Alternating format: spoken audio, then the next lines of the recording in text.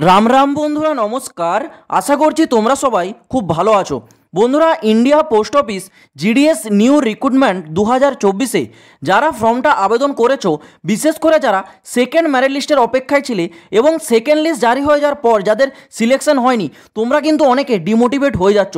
কিন্তু তোমরা সবাই এটাও জানো যে তোমাদের আগামী আবার একটি লিস্ট আসতে চলেছে, থার্ড মেরিট লিস্ট। তো তোমরা যারা ভাবছো যাদের 100% নেই, তোমরা হয়তো ভাবছো তোমাদের জিডিএসে আর সিলেকশন হবে না, কিন্তু এই ধারণাটা তোমাদের সম্পূর্ণ ভুল। জিডিএসের গত দিন আগে তোমাদের যে সেকেন্ড লিস্টটি জারি হয়েছে, এই সেকেন্ড লিস্টের থেকে আমি তোমাদের আজকে তিনটে লিস্ট দেখাবো। সেকেন্ড মেরিট লিস্টের তিনটা লিস্ট দেখাবো। প্রথম যে লিস্টটা দেখাবো সেটা হচ্ছে সবথেকে হাই কাট অফ লিস্ট, অর্থাৎ সেখানে শুধু 100-এ 100 কাট অফ গিয়েছে। আর আরেকটা লিস্ট দেখাবো যেখানে তোমাদের মিডিয়াম রেঞ্জে কাট অফ গিয়েছে, 90, অর্থাৎ 90-র দিকে তোমাদের কাট অফ গিয়েছে। আর আরেকটা লিস্ট দেখাবো যেটা কিন্তু তোমাদের অনেকটা লো কাট অফ গিয়েছে। তো এই তিনটে লিস্ট থেকে তোমাদের আজকে কী ধারণাটা হবে সেটা তোমরা আজকের এই ভিডিওটা দেখার পরেই জানতে পারবে। তো ভিডিওটা কিন্তু কেউ স্কিপ করবে না, পুরো কমপ্লিট দেখার একবার চেষ্টা করো। তো বন্ধুরা, প্রথম আমি তোমাদেরকে যে লিস্টটা দেখাচ্ছি এটা কিন্তু উত্তরপ্রদেশ সার্কেলের লিস্ট 2, অর্থাৎ 2024 সালের জিডিএস শিডিউল জুলাই যে লিস্ট জারি করেছে সেই সেকেন্ড লিস্ট কিন্তু এটা উত্তরপ্রদেশের। দেখো, তোমরা যদি উত্তরপ্রদেশের কাট অফটা একবার লক্ষ্য করো, এখানে তোমরা দেখতে পাবে 100-এর নিচে কিন্তু কোনো ক্যান্ডিডেটের নাম নেই। সবাই কিন্তু 100, যতদূর তোমার চোখ যাবে সবাই কিন্তু এখানে দেখতে পাচ্ছ 100। এবার তোমরা ভাবো আদেও কি এই লিস্টটা রিয়েল লিস্ট না এটা ফেক লিস্ট, তোমরা কিভাবে বুঝবে? দেখো, এখানে যে ক্যান্ডিডেট এরা কিন্তু 100-এর নিচে কোনো ক্যান্ডিডেট নেই। এটা কিন্তু একটা আশ্চর্যজনক ব্যাপার।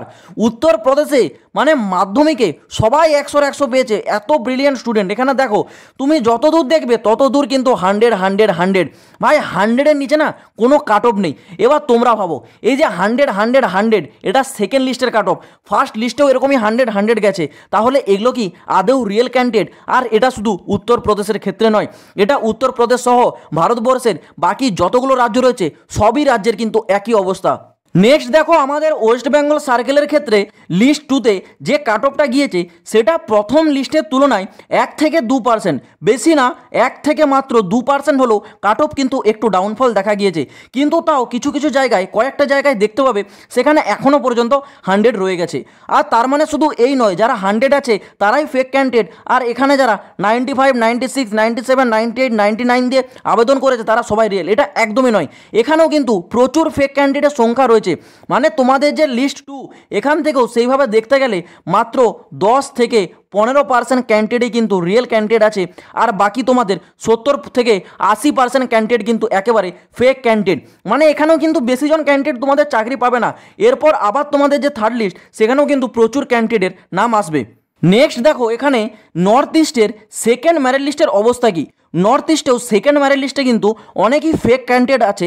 তাছাড়াও নর্থ লিস্টের যে কাট অফ সেটা কিন্তু অন্যান্য রাজ্যের তুলনায় অনেকটাই কম গেছে। তোমরা নর্থ ইস্টের দিকে কিন্তু লক্ষ্য করতে পারবে 88, 89, 82, 87 এরকম কিন্তু কাট অফ নর্থ ইস্টের দিকে গেছে। মানে নর্থ ইস্টের দিকে ম্যাক্সিমাম কাট অফটাই তোমরা স্ক্রিনে দেখতে পাচ্ছ 80-র ঘরে আছে। নর্থ ইস্টের কাট অফটা যেহেতু আগেরবারও আমরা দেখেছিলাম অনেকটাই কম, তো সেকেন্ড লিস্টেও আমরা দেখতে পাচ্ছি নর্থ ইস্টের কাট অফটা অনেকটাই কম। কিন্তু এমনটা নয় যে নর্থ ইস্টেও ফেক ক্যান্ডিডেট নেই।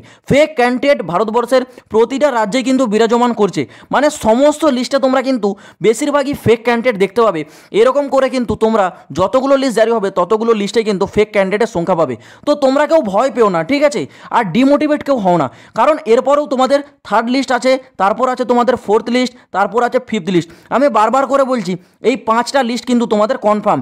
এরপরে 6 নম্বর 7 নম্বর সেটা তোমাদের সম্ভাবনা হিসেবে দাঁড়িয়ে যাচ্ছে, কিন্তু 5 পর্যন্ত তোমাদের কিন্তু কনফার্ম লিস্ট আসবে। আর যখন লিস্ট আসবে আমি তো তোমাদের অবশ্যই আপডেট দেবো। তো তোমরা যারা এখনও পর্যন্ত এই চ্যানেলটাকে সাবস্ক্রাইব করোনি, চ্যানেলটাকে সাবস্ক্রাইব করে রাখবে।